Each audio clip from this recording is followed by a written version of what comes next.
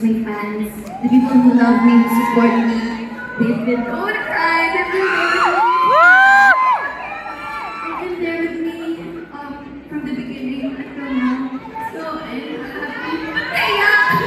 So I'm happy to have all of them. Kasi alam ko talaga, lagi nila ako pinagtatanggol.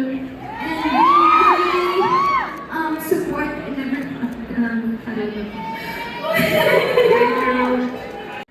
Okay, ito yung mga gusto ko yung may papel dito sa harap. Ay, nahulog ang papel kanina. Okay, alright. I believe our first question is coming from Miss Abigail Adriatico from Manila Standard. Miss Abby, you can make your way here to the front of the stage so we can ask him the question up close and personal. Grabe. Alam niyo si Kim Chu, kung akala niyo sa malayo maganda, lalo na sa mas malapitan. Yeah! Oo kayo? Kaya mahal ko kayo. Ang cute. Okay, ito na. Hi, Miss Abby. Miss Abigail. So, I just want to ask, so, what was your initial reaction when you've been chosen as the Dwight Calendar program for 2023? Alright, first of all, good evening everyone. Thank you for being here tonight. I am Kim Chu and I'm your Tanduay Calendar Girl 2024. My initial reaction, of course, I'm shocked and I asked myself if I'm ready to do this. Kasi syempre, a lot of people known me since Pinoy Big Brother House. So I grew up in front of everyone's eye. Not naman everyone siguro, pero most of the people, so they've known me and I grew up in front of their eyes, and I think it's about time na rin for me to do this. And I feel empowered actually. I feel grateful to be the Tanduay Calendar Girl 2025. Kasi I feel like this is such a powerful moment for me. And this is a milestone I never thought early on my career days, pero I believe that this is a testament of how much I've grown and how far I've come. Not only as an artist, as an individual, but most especially as a woman. Nice. You're good, Miss Abby. Thank you. Okay, no, ready talaga ako. Keep on coming. Let's go. Pinaghandaan? Kim, are you ready for our second question? Yes. Okay, this one naman is coming from Miss Cassie Alcantara from Manila Bulletin. Miss Cassie. Hi, Pichu. First of all, congrats on this. Your first time mo to, and kaya mo nagulat. Yes. Ano to? Bakas ni Juliana, if you watch this live. Yes, this is her. So since this year's theme is about war, for you, how would you describe war? Aura is, para sa akin, it's a celebration of individuality and authenticity, I think. Kasi we all have different types of beauty, we all have different types of confidence, and lahat naman tayo, we all have our own struggles that we hide, and it exudes sa confidence natin. And for me kasi, yung pagiging resilient is a number one for me.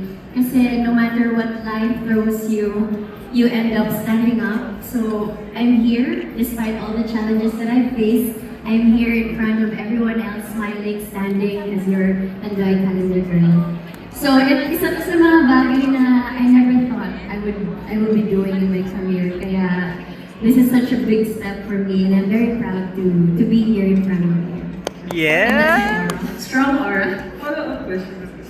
Sobrang cute mo din here with parang ang Victoria's Secret angel. So, hindi na nakapakadamit, hindi parang Victoria's Secret. Akala ko talaga Victoria's Secret model ako, but I'm proud to be a Tanduay model. So, feel ko talaga. Sabi ko, hindi ako magsismile because I'm a woman.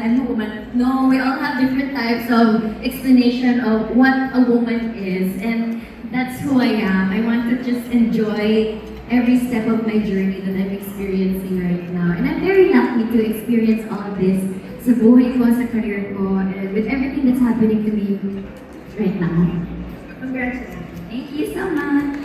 Oh, how beautiful, Kim. Super deserve all the blessings. So beautiful. Kasi mga beautiful lang yung sabi ko. Beautiful yung answer. You are beautiful too. Thank you, grabe guys. Galing ni Kim Chu. Kinilig ako. Okay, for the third question, can I please call on Miss Kathleen Go from Chinoy TV. Hi, Miss Kathleen. Hello, Miss Kim. Can you share with us kung paano ka naghanda para sa photoshoot na to? And is there any memorable moment during the process? Paano naghanda? Actually, if you follow me on my Instagram account, I always work out. Parang physically, because parang endorphin siya. Parang it makes me happy, it pumps up my day. But more than the physical paghahanda, it's more on the mental readiness that I'll be facing. Lalo na ng pictorial namin. Yung first suot ko ng damit na yung blue. Parang, oh my God, am I really doing this? Am I a woman now? So, yun. So, more than physical, I really prepared my mental readiness if I am really ready to do this. Pero I am very much ready naman, and here I am now with mga pictures, photos, and all. And I'm very happy with the outcome and how it went, and then what's the result. Sobrang worth it. Yeah, thank you so much, Nandoy, for the trust. Thank you. Thank you. Thank you, Miss Kathleen. At kita-kita naman sa Liga Kim, yung pag-prepare. Ayun, yung color blue. Ayun, yung color blue. Diyos ko. Wow! Kinabahan ka dyan? Were you Yes, nervous? I am super nervous pero mentally ready now kasi 2 months, 2 or 3 months nag-prepare for that photo shoot. So thank you to my team for taking care of me and all, and to Tanduay team. Yan. Meron ka bang favorite? Ako, tanong ko lang. Meron ka bang favorite photo? Actually, isa yan sa mga favorite ko kasi nakahiga talaga sa mga flowers. Ay, so it's Yeah. malambot siya. Yes, Flowers. and also, actually, lahat 10 layout siya. Wow, sinabi ko na, apat lang. So 10 siya, and then yung favorite ko, isa din yan sa mga, actually lahat, iba-iba. So I'm very excited for you to see it. Yay! No proud. No proud na Ako na pa! Congrats! Congrats sa pinaghirapan mo yan, Sam! Okay, our next question is coming from Mr. Bob Reyes from Manila Bulletin. Sir Bob, your question please. Yeah, hi Kim.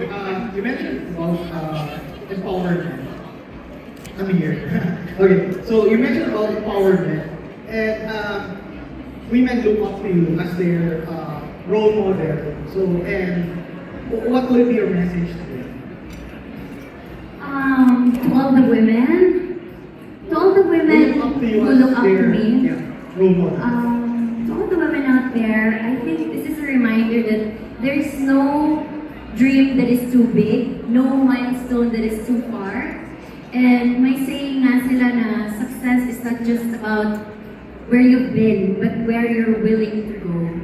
And that's my definition of success. To keep going and never stop. But never stop for a while, rest, and just keep going and reach for your dreams. Kasi minsan nakala mo, eto ka na. Parang, I've reached my peak, ito na yun. But life gives you a lot of surprises. Na parang, wow, meron pa pala. So never stop dreaming, never stop believing, and just keep going. Thank you. Thank you, Sir Bob. Kim, would you say that this is the biggest surprise of your year? Yes, of course. I want to end my year and to start the year next year with a bang. So that is it. Yes, very nice. Okay. Now, Sir Ron Lim from GMA will be asking a question. Go ahead, sir. Hi, Kim. So, this isn't just any calendar, it's the Tanduay calendar. So, ang laking history behind it. So, what was challenging for you to embody dun sa Tanduay calendar girl aura? And paano overcome yung challenge? Challenge? Actually, it's not a challenge talaga. Because Tanduay is an iconic brand that's been with each and every Filipino celebration. So, a birthday, Christmas, or wala, normal lang. Everyone knows Tanduay, and it's very iconic, and it's been with us years na, and it's been known not just locally but also globally. And I'm very grateful to be representing Tanduay this 2025 because I believe I myself is also an icon. So, sumobra ata yung pag-inom ko. So, yun, I am very happy to represent Tanduay, one of the iconic brands here in the Philippines. Pero wala naman apprehension on your part kasi talagang departure na may tuturing this calendar. Siyempre, meron pa rin doubts kasi hindi naman 100% confident na yes, yes.